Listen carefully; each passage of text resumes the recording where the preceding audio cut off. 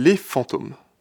Cette vidéo informative a été créée afin de reconnaître plus facilement les différents fantômes et de les combattre efficacement. Cette vidéo vous est présentée par le SREF, le service relatif aux effrayants fantômes. Par ordre de dangerosité, nous allons d'abord voir les ectoplasmes. Ils sont systématiquement informes, mais leur aspect et leur couleur différencient d'un individu à l'autre. De plus, ils ne parlent pas. Ils provoquent une certaine forme d'anxiété chez les êtres vivants présents aux alentours.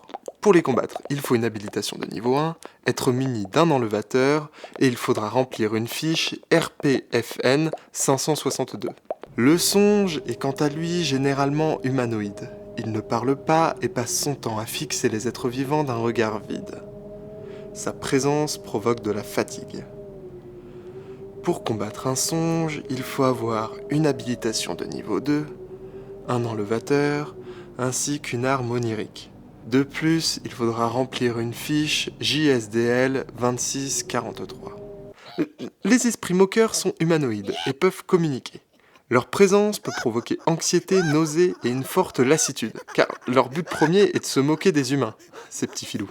Pour les combattre, il faut posséder une habilitation de niveau 3, un enlevateur, une arme et un sceau spirituel, et de plus, il faudra évidemment remplir une fiche RA7 89U.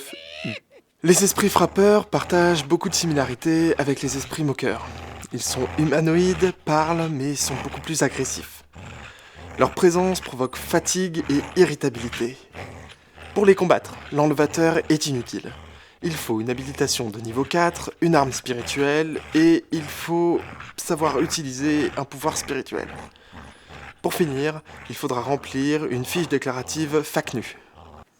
Enfin, il y a les spectres, qui sont d'une toute autre nature et qui sont les plus dangereux d'entre tous. Ils sont humanoïdes, ils parlent, sont très agressifs et ont une intelligence développée. Ils provoquent de l'anxiété et des nausées, mais ils déclenchent surtout des phobies. Pour les combattre, il faut impérativement une habilitation de niveau 5, une arme spectrale, et il faut savoir se servir de son pouvoir spectral. Pour finir, il faudra remplir une fiche ML5 65 sous peine de lourde amende.